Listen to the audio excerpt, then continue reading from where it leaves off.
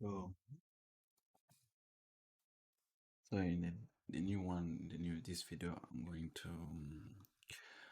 to go through with creating the database which will store all our data.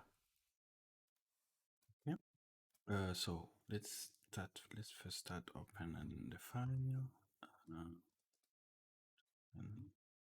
file first. So, sorry, let me open it. So as you can see here, then we have in the file I said we need to store the file ID from where the order was extracted. So obviously it was extracted from this file, and this is the file ID. This is the origin, and this is the file date, and the execution date, the beneficiary, the origin account. So sorry, I was gonna say talking French. The origin account is this one, and the bank of the beneficiary account. So the bank is this one. So for example, if it's CRD, we should have some function later on that says maybe it's CRDB, it's National Microfinance Bank, etc. But this will do it later. So for now, we just create these columns, right? So let me start. So for example, already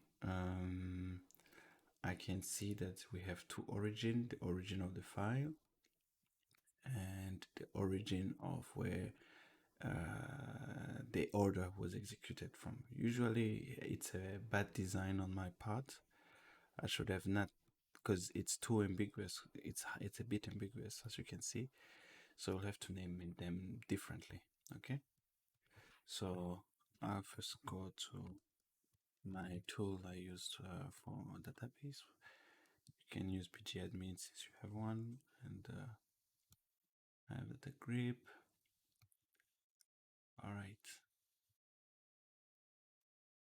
So the first things you're gonna do is to go to your database, as you can see here, Postgres, and then you click. You see how it is on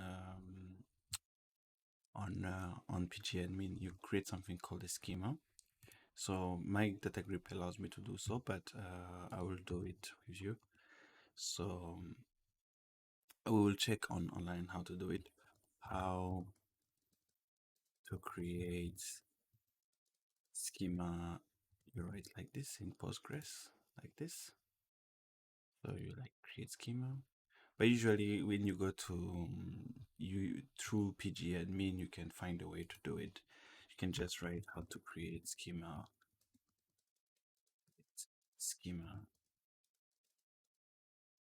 pgadmin, you know. You can just say how is it, like how do you do it, how to create it in Postgres, and it will show you eventually. But in case we can't, I think we can just create one directly. So here I'm writing create schema name, and the name I want. So I can just come here, and you just write create schema. So we're going to call it bank. Okay, execute it. So this is just what we do, create schema. You can see the bank appeared here. So now you can still use the same, either you do it through a query, or you can just use the pgadmin interface to create it. So I'm going to create a table. Okay. So my table, I'm going to call it wires. Wires, why? Because we will, in the future, we'll be having more wire files. So this is just one wire, like it's a wire file. So we'll have more wires. So we call them wires. So it's, just to make sense. So we just have ID, just normal integer, as you know, primary key, auto increment, and then we add, what else do we have to add? Sorry, not this one. We have to add the file ID. So I can keep it here. But anyway, Okay, we just add the file ID, right? File ID. We get the varchar variable character, origin, also character, and then file date. So date. For now, so a file date, it should not be a variable character usually. A file date is a date. There's another type of data type called local date or local date time. So there's local date and local date time. I'll write them here. So we have a local date. There's local date time. So to make it short, as you can see, local date a date without a time zone, and local time a time without a time zone, and local date time a date time without a time zone. But to make it short, it's mostly like a local date would just be a date like this, just a date, and local time would just be the time, and local date time is the whole thing. Self-explanatory. So depending on how you want to store it, so to have access to tools which can visualize easily, like you have like something like Power BI or something for be able for like to work with data, it's much better to store it as it is, because the system which gonna connect to the database, they'll be able to work with your dates or time, you get me, instead of just being a normal text, for example, because a variable character is just a normal text. So I did file dates. So for now, I'll just do file dates, and we're gonna call it. Usually, I should have date time here somewhere, or timestamp. Yeah, in Postgres, it's called timestamp. And yeah, continue. And sorry, I keep getting lost. So I have the execution date, which is the same thing, I assume, if I'm not mistaken. Yeah, the execution date also. So we write that one too. Execution date, stamp.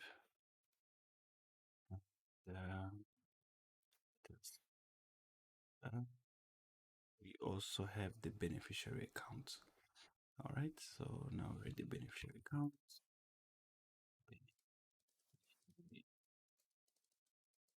Account. Also, we just do variable character because it can be anything. So we have the beneficiary account. We have the origin account. All right. So this one I'm gonna call it origin. We just won't call it origin. We'll just call it origin account. You know. So this is the one I'm talking about. This part will just be called the origin account. So, and this is the beneficiary account also, because usually this the order count, because the order came from this account. You know, the order. Sorry, the order came from this account to this account. So it's like which account it's going to go through. Okay. Um, and then we're going to call what's left. The bank of the origin bank. We can bank of the beneficiary account. So the beneficiary, the bank of the is this one. So we know like it's not this, just so we know like which bank the order came from. So we're going to call it um, beneficiary. Okay, and basically that's it. So I think we have everything, and here is the script. So my tool, the data group, can even show you the SQL script just in case for you to understand how it works. So as you can see, we did create table, bank wires, ID, serial, constraints. So like where PK, this is the primary key which was created. Then we have the file ID, the origin, the file date, execution date, beneficiary account, origin account, beneficiary, etc. So now something I just noticed I completely forgot was to add the most important part of the file actually, which is the amount. So for that, we're going to add the amount, but the amount will have to be based on the currency. So I will show you how we go through with it later on. So now I'm going to add, I'm going to add, so it's the order amount or wire amount. Let's call it wire amount. Wire amount, right? And wire amount currency. All right, the currency can just be VACA. The wire amount has to be double. We have to make it double.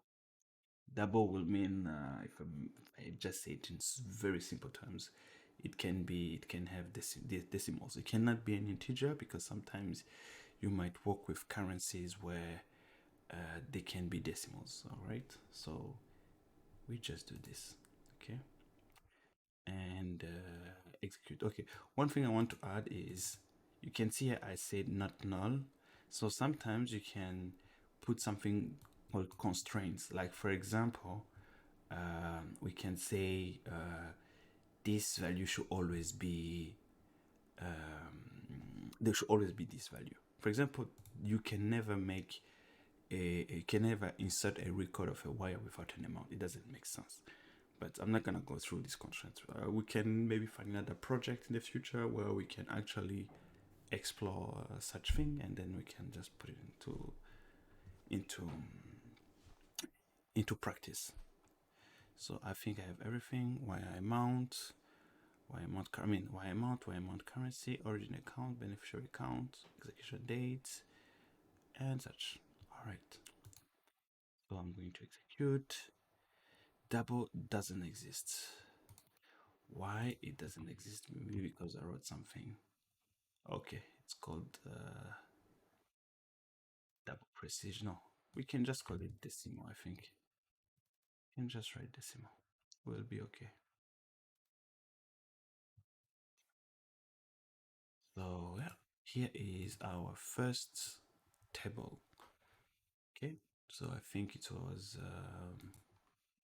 okay. I'll find a way to share the queries so you can execute them directly into your own ID. But I think you can just repeat through. You guys can just repeat through the process, and yeah, it will just be okay.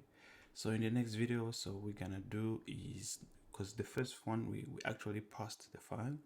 So the next one we're going to actually take this data and then paste it, and then copy it, write it directly in the database. And then from then on, we can actually make our program much better. It's called refactoring, and slowly we can advance on other side of it, okay, of the project, because I have some couple of ideas of things we can actually add to improve this particular exercise.